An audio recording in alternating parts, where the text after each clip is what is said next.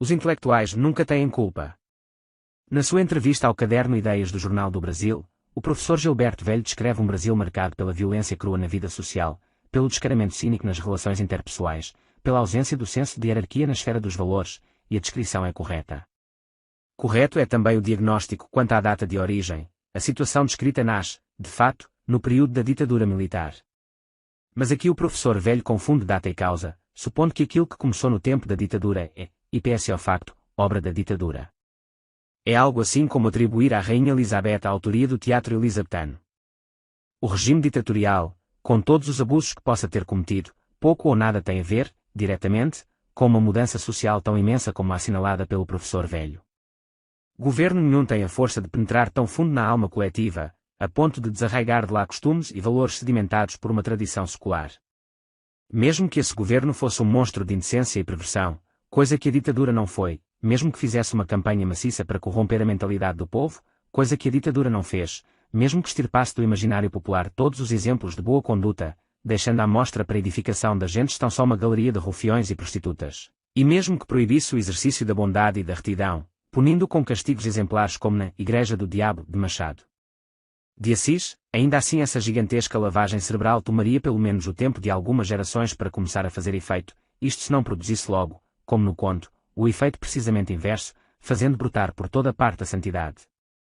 Se na URSS 8 décadas de propaganda obsedante e repressão cruenta não conseguiram eliminar no povo o sentimento religioso, como é que a nossa ditadura conseguiria em 20 anos operar esse milagre diabólico, ela que não chegou sequer a controlar com eficiência o movimento editorial, a imprensa nanica, as agitações de estudantes, ela que em 2 décadas de tiroteios não fez mais do que 200 vítimas, 10 por ano, taxa que Pinochet ou Castro superariam em uma semana. Não, o governo militar é apenas contemporâneo do começo do declínio, e não o seu autor. O diagnóstico do professor Velho reflete, de um lado, a facilidade universal de jogar todas as culpas num governo caído e, de outro, a propensão brasileira, resíduo do oficialismo imperial, de atribuir ao governo poderes demiúrgicos. Quem do governo espera todos os bens, não pode senão atribuir a ele a culpa de todos os males. Mas, se a violência oficial nem arranhou a pele do povo, que permaneceu por décadas indiferente à supressão dos direitos políticos e até mostrou certo apreço pelo mais vampiresco dos generais presidentes, é certo que ela abalou, traumatizou, violentou e escandalizou para sempre as almas de uns poucos, que foram suas vítimas diretas ou pertenciam ao círculo de convivência das vítimas. Em que faixa da população se situavam essas pessoas? Se o professor Velho, em vez de generalizar suas impressões pessoais, pesquisasse as profissões e classes sociais das vítimas da ditadura, constataria facilmente que a maioria absoluta era constituída de intelectuais, de letrados, de universitários, de gente da classe a que pertencemos o professor Velho e o autor destas linhas. Foi no meio da intelectualidade, dos escritores, dos estudantes, dos doutores, que o impacto da ditadura se fez sentir como um terremoto, abalando até os ossos esse estreito grêmio de pessoas sensíveis, enquanto o resto da nação pouco se lixava, e prosseguia, impávido colosso, sua existência de todos os dias. A melhor literatura do período, sobretudo os romances de Antônio Calado, Quarup, de Carlos Heitor Coni, Pessac, A Travessia, e de José J. Veiga, A Hora dos Ruminantes, testemunham o isolamento dos intelectuais e sua perda do sentido da vida no ambiente de repressão. O que mais doeu na alma dos letrados não foi a violência da repressão, muito moderada, como se viu, em comparação com o padrão universal das ditaduras, mas sim o isolamento. Se na década anterior os intelectuais, pela primeira vez neste país, haviam podido, graças ao populismo janguista, sentir o gostinho de uma participação na história, o advento da ditadura e sobretudo do AI-5 os devolveu à insignificância de suas vidas pessoais, de onde, sentindo-se ali espremidos e sufocados, uns saíram para a guerrilha e a morte, outros para as drogas e o sexo desenfreado, outros para o desespero e a loucura, outros para o exílio, outros ainda para uma confortável adaptação à nova ordem, que oferecia amplas oportunidades aos jovens de muito talento e pouca memória. A epidemia de mutações de personalidade que então se observou nos círculos cultos mostra que, para aquelas pessoas, a extinção, ou mesmo o simples adiamento, de suas esperanças políticas imediatas soou como uma perda completa do sentido da vida, justificando todas as medidas desesperadas, todas as loucuras, todos os acanalhamentos. Logo depois, a derrocada da guerrilha pareceu fechar a última possibilidade de ação política a centenas de pessoas para as quais a política era a única finalidade da vida. Desprovidas de meios de agir politicamente, tudo o mais lhes parecia absurdo e vazio. Repetia-se por toda parte um verso de Brecht que condenava os poetas que faziam poesia em vez de destruir o capitalismo. O abalo moral vinha menos dos fatos exteriores que de uma predisposição interna da intelectualidade brasileira, a dificuldade de conceber qualquer sentido para o seu ofício fora dos fins políticos imediatos a que pudesse servir. Esta característica, por sua vez, advinha da absoluta hegemonia que os militantes comunistas exerciam sobre a vida intelectual brasileira, principalmente sobre a imprensa literária e o movimento editorial, desde o fim do período Vargas, bem como da crescente importância que vinham adquirindo, na produção do Ideário Nacional, as fornadas de cientistas sociais que a Universidade começou a jogar no mercado desde a década de 50, entre os quais o professor Velho, e que, não encontrando lugar ou função no sistema, iam engrossar as fileiras de teóricos da Revolução. A total politização do sentido da vida só podia resultar na esterilização da vida intelectual sob regime autoritário. Não sabendo viver sem política, a classe letrada encontrou na ditadura o pretexto para legitimar a sua autoindulgência. A esterilidade cultural do período foi depois inteiramente lançada à conta dos débitos da ditadura. A alegação pareceu verossímil a um público desprovido de pontos de comparação. Mas tenho aqui na estante, ao lado do computador em que escrevo, as obras do filósofo espanhol Xavier Zubiri. É publicação póstuma.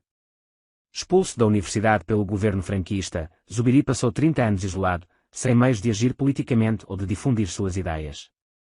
Trancou-se em casa, vivendo de cursos privados, sem emitir uma só queixa, e na solidão construiu este monumento de saber e dignidade, que o mundo só veio a conhecer após a morte do autor, e do regime franquista, e que permanecerá quando ninguém mais lembra o nome de Francisco Franco.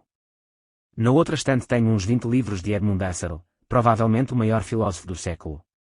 Judeu, vivendo sob o terror nazista de 1933 até 1938, quando morreu, Husserl jamais alegou a opressão do ambiente como escusa para interromper o labor filosófico. Desse período datam alguns de seus trabalhos mais profundos. Os exemplos poderiam multiplicar-se ad infinitum. Na outra estante tenho os 32 volumes da História Universal que César Cantu escreveu na prisão. E quem não leu O Amor de Perdição, de Camilo Castelo Branco, escrito na cadeia da Relação de Lisboa?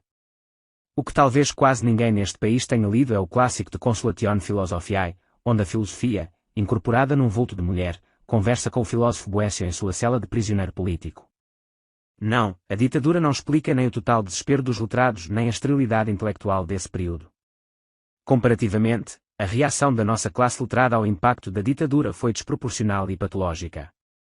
O que a explica, sim, é a incapacidade dos intelectuais brasileiros de enxergarem valor e sentido no trabalho da inteligência fora das finalidades políticas imediatas. O que a explica é a redução da vida intelectual a um instrumento da política, redução que é uma das tendências proeminentes da nossa intelectualidade, a qual não poderia portanto ver-se desprovida de meios de atuar politicamente sem perder o sentido da vida e cair na mais profunda melancolia. Repetiu-se entre os intelectuais, no regime militar de 1964-1987, aquilo que Graciliano Ramos, com a sinceridade que falta à massa de seus colegas de ofício, confessava a respeito do varguismo. Certos escritores se desculpam de não haverem forjado coisas excelentes por falta de liberdade, talvez ingênuo recurso de justificar inépcia ou preguiça. Não caluniemos o nosso pequeno fascismo tupinambá, se o fizermos, perderemos qualquer vestígio de autoridade, quando formos verazes, ninguém nos dará crédito. De fato ele não nos impediu escrever. Apenas nos suprimiu o desejo de entregar-nos a esse exercício. Em suma, privados da liberdade de agir exteriormente e incapazes de verdadeira vida interior, os intelectuais entraram em depressão. É da depressão dos letrados que nasce o atual negativismo brasileiro, que eles agora diagnosticam como se fosse um mal que lhes vem de fora, sem se dar conta de que eles mesmos o produzem. A projeção, já dizia o Dr. Freud, é o melhor expediente para nos livrar de culpas que nossa consciência rejeita.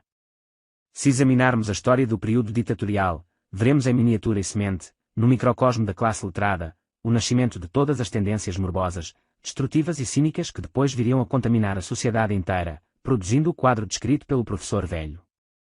É entre os intelectuais que nasce, da depressão e do isolamento, o apelo às drogas, antes de tornar-se um comércio florescente. O vício da maconha, do LSD, da cocaína, foi uma teoria, uma ideologia, defendida por professores do alto das cátedras como um caminho de libertação. A droga logo tornou-se moda entre estudantes, atores, jornalistas. Do grêmio letrado, já envolto em prestígio, desceu para a classe média e daí para o povo. Foi o marketing dos intelectuais que criou o mercado, os traficantes não fizeram senão aproveitar a brecha.